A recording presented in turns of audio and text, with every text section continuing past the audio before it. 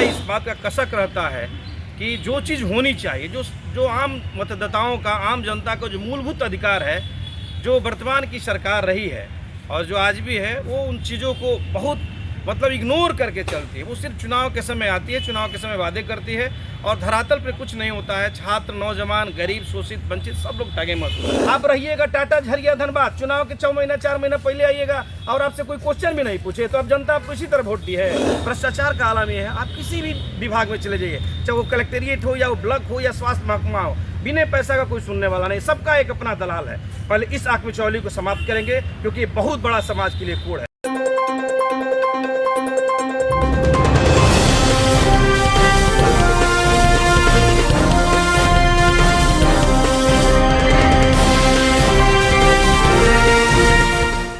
नमस्कार, आप देख रहे हैं शाहबाद समाचार और मैं हूं आपका दोस्त तारकेश्वर। तो इनसे मिलिए में आज हम आपको मिलवा रहे हैं। कांग्रेस के कदावर नेता हैं आरा से और जाने पहचाने आप नाम है, सुना होगा आपने, अमित द्विवेदी जी। इनसे हम बात करेंगे आज आरा विधानसभा चुनाव पर। आपका स्वागत है शाहबाद समाचार चैनल में। जी, आपका भी बहुत बहुत धन्यवाद और आपके तमाम व्यूअर जो आपके माध्यम से देख रहे हैं, सबको बहुत बहुत आभार, प्रणाम। आपकी राजनीति कहाँ से शुरू हुई? देखिए, हम जब 1999 का समय था और जब हम छात्र राजनीति में कॉलेज के दरमियान में जब हम कॉलेज में एडमिशन लिए थे, उस समय हमने NSY का झंडा उठाया था। 1999 से लेकर और बाद के दिनों में 2004 में हम NSY के द्वारा विश्वविद्यालय अध्यक्ष वीर कौशिक के बनाए गए और वहाँ भी हमने संघर्ष किया। फिर 2010 में युवा कांग्रेस का भी चुनाव हमने जीता और फिर हमने पार्टी के अंदर भोजपुर जिला कांग्रेस कमेटी का सचिव का भी पद रहा। अभी वर्तमान में हम भोजपुर जिला कांग्रेस कमेटी के प्रवक्ता है। मतलब NSY यूथ कांग्रेस और पार्टी लगातार हम 1999 से संघर्ष करते आ रहे हैं। इतना बड़ा संघर्ष आपने किया है, सबसे बड़ी कठिनाई क्या कुछ रहा है? देखिए, कठिनाई का तो राजनीतिक सफर में कठिनाइयाँ होती रहती है, संघर्ष तो करना ही है। सवाल ये उठ रहा है कि हम लोग जब से सत्ता में आए हैं, पार्टी कुछ दिनों को छोड़ दीजिए तो हम लोग सत्ता से बाहर रहे हैं और इस बात का हमें हमेशा इस बात का कसक रहता है कि जो चीज़ होनी चाहिए, जो आम मतदाताओं का, आम जनता का जो मूलभूत अधिकार है, जो वर्तमान की सरकार रही है और जो आज भी है, वो उन चीज़ों को बहुत इग्नोर करके चलती है। वो सिर्फ चुनाव के समय आती है, चुनाव के समय वादे करती है और धरातल पे कुछ नहीं होता है। छात्र, नौजवान, गरीब, शोषित, वंचित सब लोग ठगे महसूस करते हैं। अच्छा, इस बार चुनाव लड़ने की बात आ रही है कि चुनाव आप अगर आरा सीट से आपको टिकट मिलता है तो चुनाव लड़ेंगे।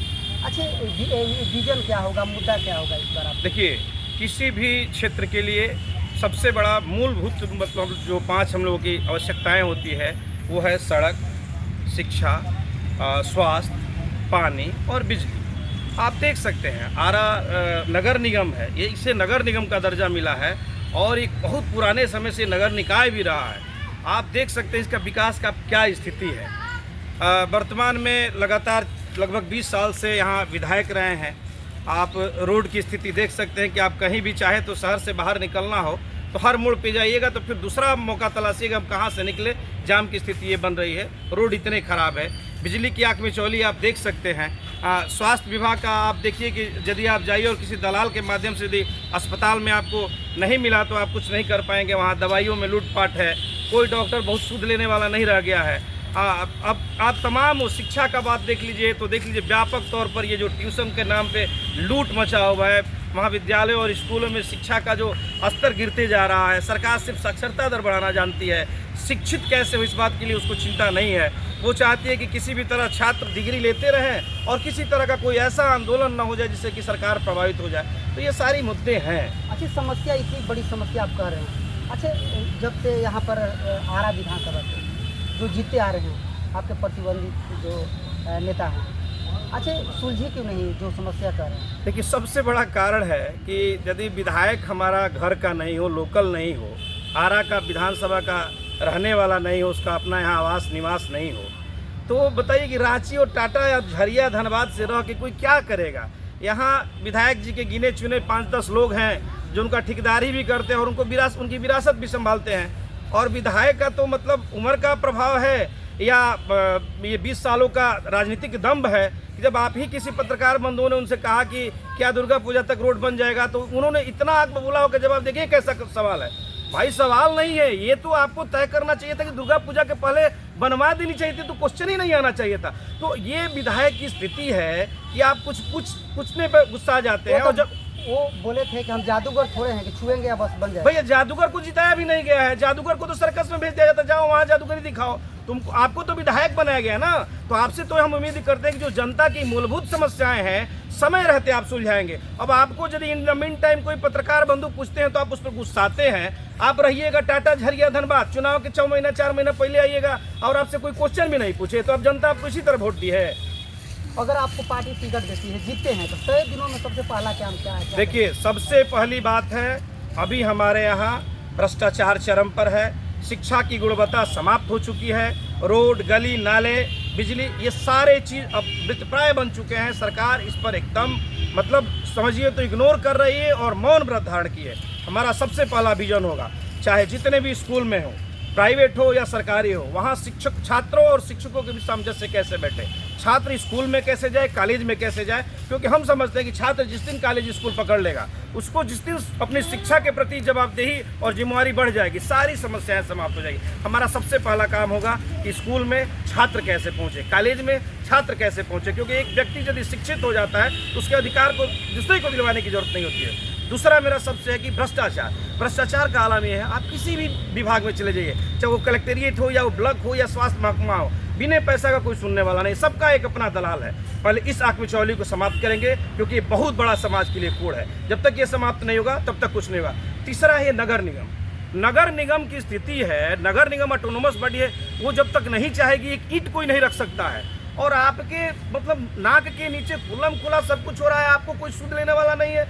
आप मैं लाखों हजारों करोड़ का बजट है और इस नगर निगम की स्थिति दयनीय है कि एक बारिश हो जाती है तो मतलब आप पानी देखिए 2 फीट 3 फीट रोड पे हो जाते हैं, चलना दुभर हो जाता है, महिलाएं शर्मिंदगी महसूस करती है, वो किस रास्ते से निकले, हम लोग तो पानी में भी निकल जाते हैं।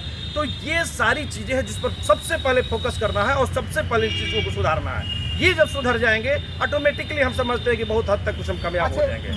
महिलाओं की बात सभी सरकार कर रही है, आपके पास महिलाओं की सुरक्षा के लिए सबसे बड़ी चीज़ है? देखिए, ऐसा नहीं है कि हम चुनाव में आए तो महिलाओं के प्रति हमारा सम्मान है। हम महिलाओं के प्रति हमेशा सम्मान के नज़र से देखते रहे, हमारी यही परंपरा रही है। और आपको पता होगा कि माई बहन मान सम्मान योजना हम लोग चलाते भी हैं और उनके प्रति जवाबदेह भी हैं। आज सरकार आएंगी जाएंगी, सरकारें बनेंगी बिगड़ेंगी, ये चलता रहेगा, लेकिन माताएं और बहनें यदि सुरक्षित रहेंगी तो हम सुरक्षित रहेंगे, हमारे संस्कार सुरक्षित रहेंगे, हमारा देश और हमारा आबो हमाम सुरक्षित रहेगा। तो ये महिलाओं के प्रति हमारा सम्मान का शुरू से नज़रिया रहा है और हम यदि सरकार में रहे न रहे, उनके प्रति मेरा सम्मान और हमारी पार्टियों का सम्मान हमेशा रहा है, रहेगा। और वो जिस दिन हम सत्ता में आएंगे, इस बात का हमें दम्भ नहीं है, लेकिन मैं स्वाभिमान के साथ कह सकता हूं, उनके ऊपर चाहे किसी तरह की समस्या हो, आगे बढ़कर हम निराकरण करें। अभी हम सुन रहे थे अमित द्विवेदी जी से, कांग्रेस के कदावर नेता हैं और काफ़ी सुर्खियों में बने रहते हैं। तो देखते रहिए शाहबाद समाचार और दीजिए अवतार किशोर की इजाज़त। नमस्कार।